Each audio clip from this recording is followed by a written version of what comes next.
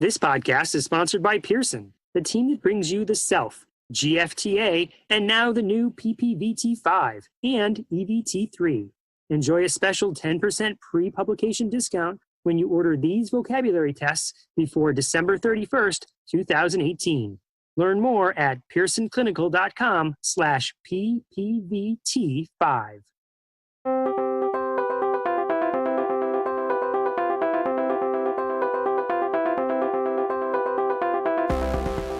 Welcome to Talking with Tech. Chris, what's a small talk episode? I'm so glad you asked, Rachel. So here's the deal. One of the days that I was recording with one of our guests, it occurred to me that we started chatting about something after the interview. And I thought, oh, this would be perfect for a podcast episode, but maybe not a full episode. What if we just got on and just started chatting about the topic that it was? I can't remember which person went first. And that happened over and over again where I'm having interviews with people. I thought, oh, this would be perfect, but it wouldn't make enough content for an entire episode. So I started asking people to record what we are calling small talk episodes, usually short segments, which are 7 minutes or less. And they are just talking about whatever the topic is that came to mind. In some cases, it might be about an AAC camp. It might be a specific app that people use. It might be about any sort of concept that works for them that didn't fit the content for a full-length interview, you know? And so we didn't know what we were going to do with these episodes exactly, and we'll try and continue to record these in the future. But for this particular episode, we stitched a bunch of them together and put them all out to you in this one particular episode. So what you're about to hear are a bunch of small interviews with previous guests who've already been on the show talking about different topics that didn't make it into their actual episode. So we're really excited to bring you guys some bonus content. Without further ado, let's head into the small talk episode.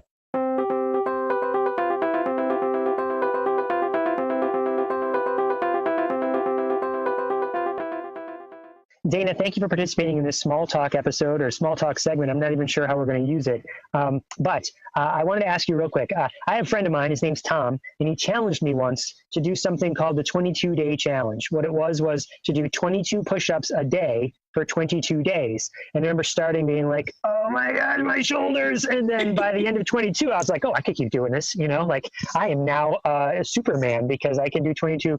And the idea, though, was the challenge kept me going, you know, where otherwise I might have quit or I might have done 3 days. But the idea that I could challenge myself made it going. Now, you did something similar, something called the 21-day challenge. You mentioned it in the interview that we did for Talking with Tech. Can you tell us more about it?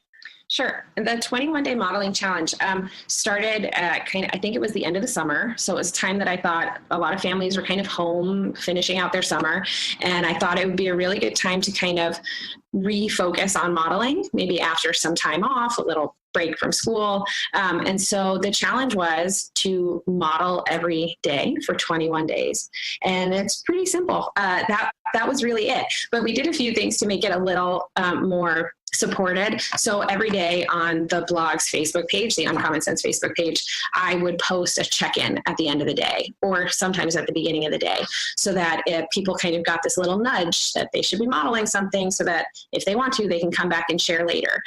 Some families were super involved, and they would come and they would share a picture at the end of the day, or like a little story about a success they had or a challenge. But I made sure to post that every day for the 21 days. And some days, you know, there was like, oh, maybe, you know, it'd be a good day to think about an adjective or something different to give people an idea. But really that was it. 21 days. Make sure you have the device with you. Don't leave it at home. Don't leave it inside if you're going to play outside by the pool. And I tried to post a lot of pictures to show kind of how we were out. Some of the pictures were less successful than others. It would be me sitting on the bench with the device as my children ran away at the playground and ignored me. But I had it with me. I had it out. We were using it.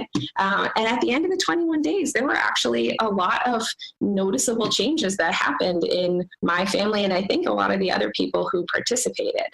That is awesome. I guess people don't have to wait for another day. They could do their own 21-day modeling challenge right now, right? But it's more fun to do it as a community, right? And yeah, it is. It's nice to kind of do it together. And some people, you know, do great with like having a little printout, a little calendar where you're writing a little note about like, oh, I added this word today. So I think I made a little handout to go with it. Other people just kind of, you know, like to share a picture or whatever. But we just, I know for my family, by the end of the 21 days, one of the most simple, noticeable changes was that it felt really strange to go out without having a device strapped onto me. And that in and of itself is kind of so powerful. It brings the device right back to kind of the heart of the family to say, we're leaving, we have this with us. Like, this is always right here, and it's what we do as a family. And so sometimes it's just as simple as maybe if you've kind of hit a rut, just challenge yourself to have it with your person every day for 21 days and see what naturally happens from there. That's awesome. I love it. Well, thank you for putting that together, and thanks to everyone who participated in it, because I think that's something we should revisit and maybe see if there's a way we can do that again, have a redux. I agree. Yeah. Yeah, definitely. All right. Well, thanks, Dana. Thanks, Chris.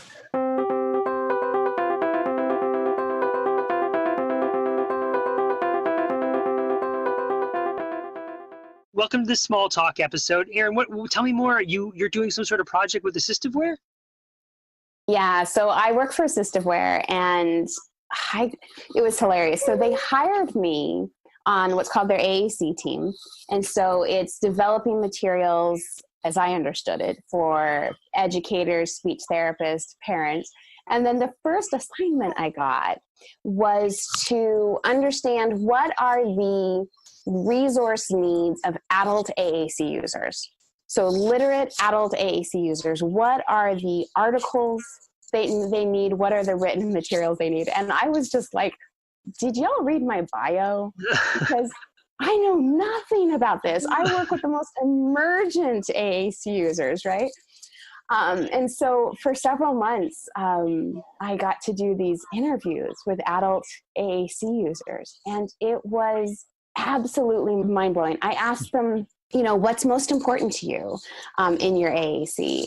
And what's your advice for families? And what's your advice for professionals? And what I heard was, I think the number one message that I heard was focus a lot less on what we say with our AAC. You speaking people need to focus a lot more on how to become better listeners. I know. They said we are communicating with our whole bodies in so many ways in a world that doesn't want to stop and take the time to listen. And they told stories of everything from how all the years in school they practiced how to do greetings, and then going out into the real world, the only people who stop and take the time for an AAC user to greet them is a teacher or a speech therapist. Right. Everybody else kind of waves hi and keeps going. They talked about how in person, communicating with someone with AAC, the other person often uses 2, 3, 4-word sentences. But if they communicate with that same person online, they have these really rich conversations. And so they said, you speaking people are so quick to judge whether we have something worth saying based on our physical appearance. Mm.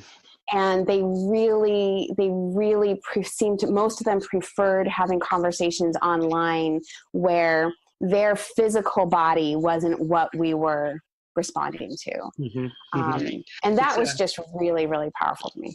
It's a bias. It's a bias that people have without really realizing. It's an unconscious bias that people have without really realizing it. And I'm probably just as guilty as everyone else, and have to be cognizant of it. And I would imagine speech therapists and teachers are as well. Even though we're trained or try to be trained to not do that, it's still there. And so it's kind of fighting against that unconscious bias.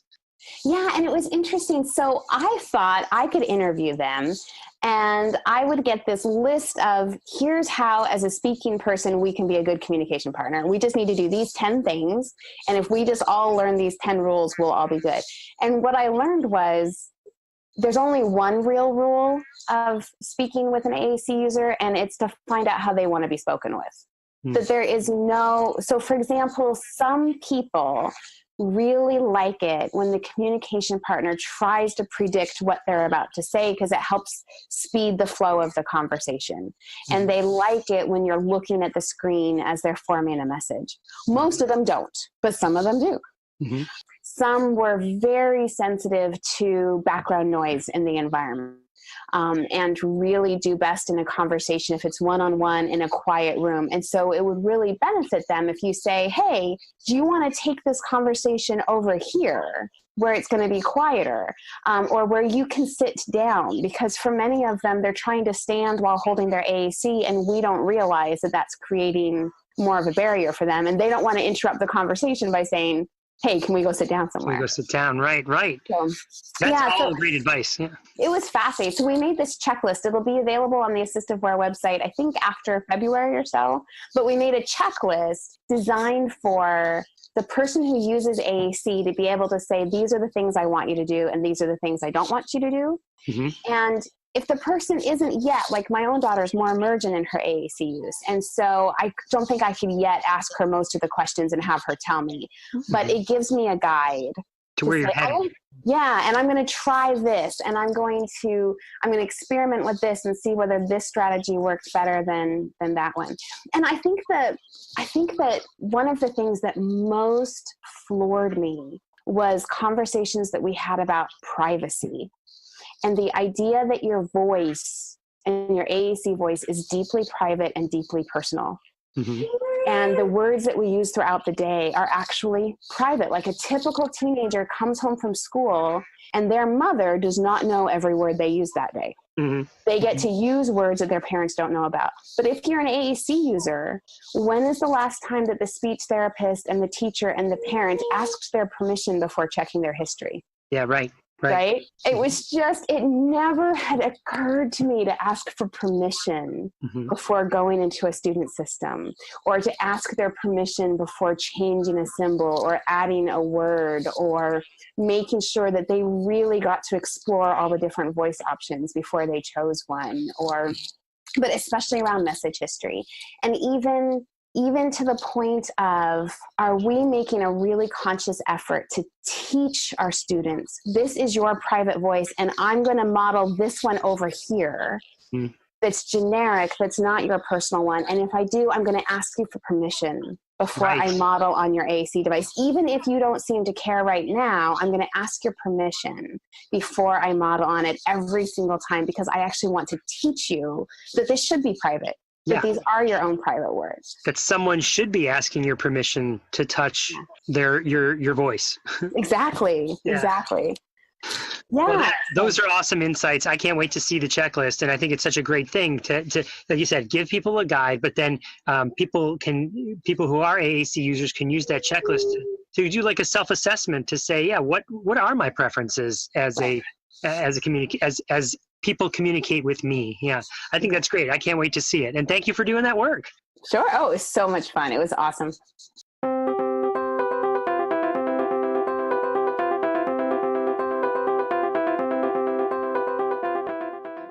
So Lindsey, tell me more about these activities that you do. What kind of things do you do to generate language with students? Well, I'm not really a big fan of really traditional speech therapy activities. I've never done an activity on farm animals. I would rather look at activities that are more engaging from a sensory science discovery type perspective.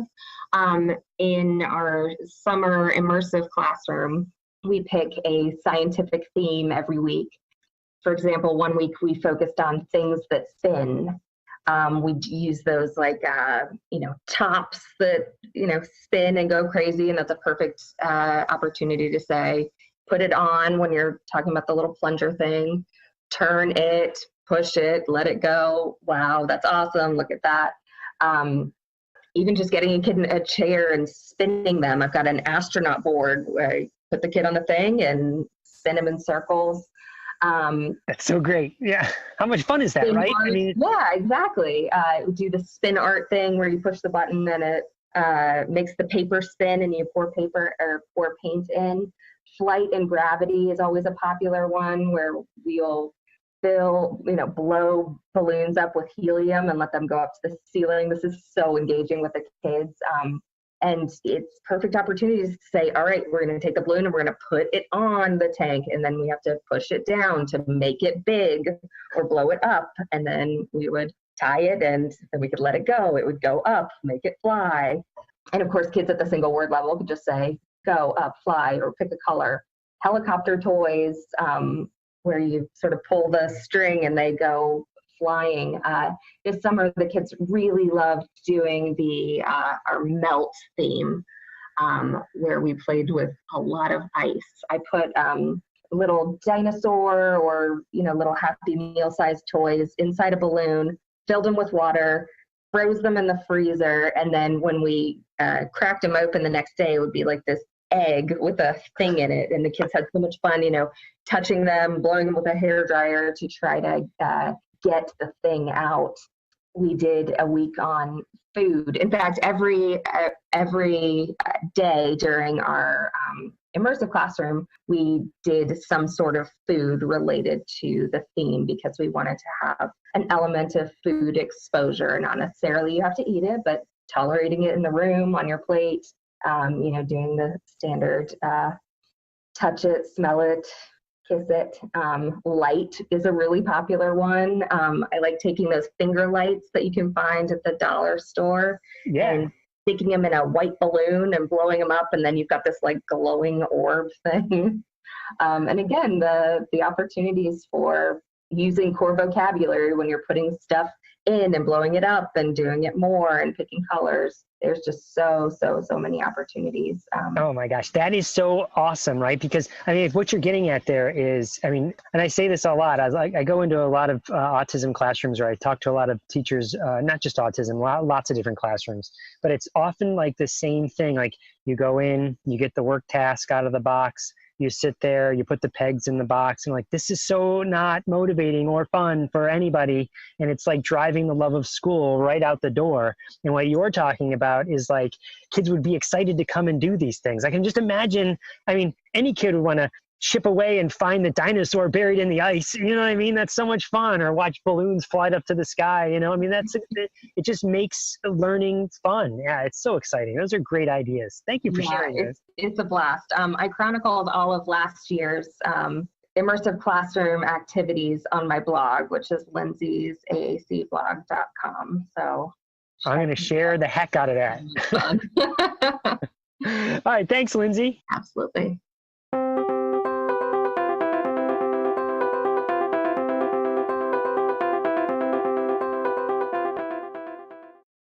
Welcome back. So we're doing these little segments now called Small Talk. It's just a speech bite. Yes, speech bite. I like that. You could do it with a Y because it's technology stuff. Yes, because it's a little bite. There you go. Oh my gosh. I'll take a profit from you. You gotta move in. You can't leave. So Eleanor, you've been with me for a day. You went and followed me in the schools and got to meet some of the students. Now, it was only day 4. Like the kids had just come back and the teachers had just come back. So really just settling in. We really were, right? And we were doing a lot of just finding where students are. And you also met with my counterpart. His name is John. And we got to chat a little bit with him. And he was in other schools and getting the same question. I've got the same question and John got the same question. And you were like, wait a second. We do that. We do that. So the question that kept coming up in our conversations from teachers is, there's students using like a coffee cart sort of system, or schools using a coffee cart sort of system, where students with disabilities will man the cart. They go around and they go to different classrooms and they sell things to the teachers or the parents or the administrators or whoever else is in the building. And it's usually coffee or biscuits or whatever else is on the cart. Yeah.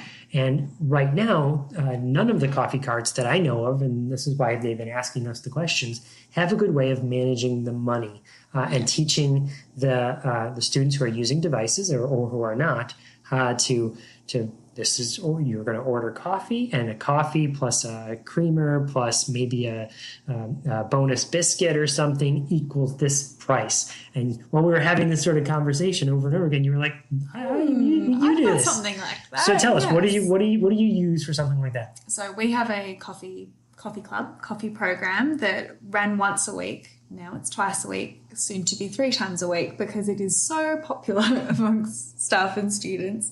And it's a program that our senior students run, and they use an app which is free on the iPad, and it's called Square Point of Sale. So there's a lot of these point of sale apps that you can get free on the iPad. And basically what it is, it's a fully customizable register system. So essentially you put in, you take a photo of whatever it is that you're selling, or you find a photo online if you like.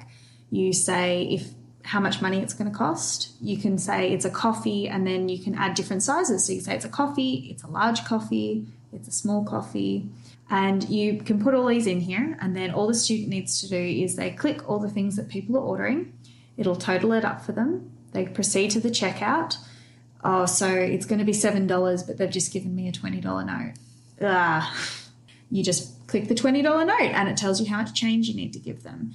And it's something that a lot of cafes are starting to use. So it's actually something that's being used in the community, which is nice because you get that transferable skill as opposed to all these customized things that we make in school, which are beautiful, but then no one outside of school is ever going to use them. Right. If it's a program that people are actually using in actual stores, then it's not something you're just kind of practicing with some sort of made-up app just to practice with. It's a real thing. Yeah. Exactly. And it's something that you can get various different gadgets that plug in, that you can even be using your Visa card, and you can be doing tap and pay, which is what everyone does now. How many people are actually using cash? Right. So it's nice in that way. And fully customizable. It took me about 2 minutes to set up a full register just to demonstrate it to John, and I'd never seen it before. So that would be my tip. That'd be my assistive tech that's really useful for this growing area that everyone seems to be doing coffee carts. Yeah, awesome. But it could be used in other places as well. If you were running a store of some sort. You could use it for absolutely anything. Even if you're doing like an imaginary pet store, you're taking a photo of all the different toys you're using. You could be doing a grocery store. You could be doing whatever you like. And it's really, really easy to set up. Cool. One more time, what's the name of it? So this one is called Square Point of Sale, but Point of Sale on iTunes will give you a million different options. Most of them are free, so you can even just go in, have a play around, and look at what's going to suit you. Awesome. Well, thank you for that tip. I hope it helps people out.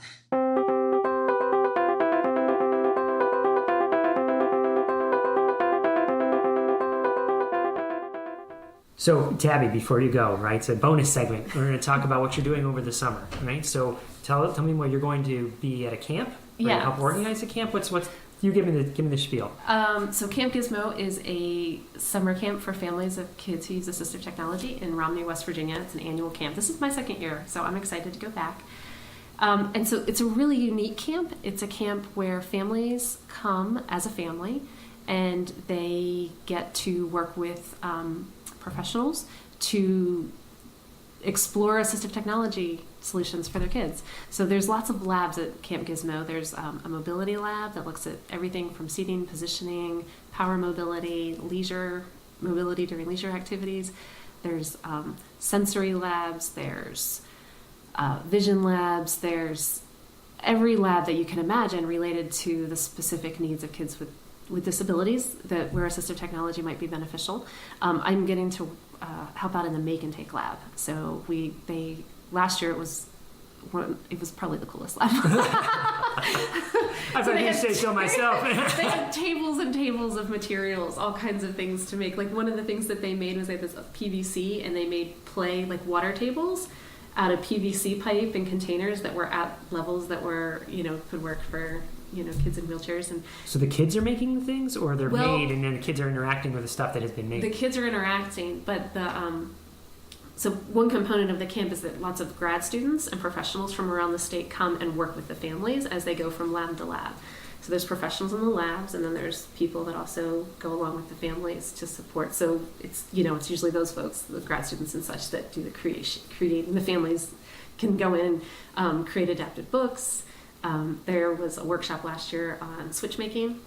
So just lots of cool stuff. Super fun. And then in the AAC lab, they have tons of equipment that they try out with kids, and they really work hard to figure out like how to get kids started with functional communication systems that work for them. And that's amazing. So I just want to get that straight. Someone who doesn't have an AAC device might come to the camp over the summer and try out a bunch of different things and walk away going, yeah, we really need to have some AAC, and we tried these two, let's look at one of these to implement and go back to their schools or wherever. And and they leave with documentation to help guide their practitioners at home with how to utilize, implement, obtain, how to work to get the kids what they need with regard to AAT. That's awesome. Yeah, it's really fun. And they do other camp. I mean, there's a pool, and they have games and campfire, and there's workshops in the evenings for parents and professionals. There's parent groups, there's sibling groups. So it really caters to the needs of families as a whole. That's really the goal of it. So if someone was thinking of making a camp, is there someone we could contact to say, like, is there a formula or a rubric you could follow, if you will, to like how can I recreate that so I can make my own camp? Ginger Huffman is the director of the camp, so she's with West Virginia Department of Education. I'm sure you can find her on their website. Camp Gizmo is if you Google that, you'll find that as well. Awesome. All right, thanks, Tabi. I really appreciate it. Have fun at camp. Will do.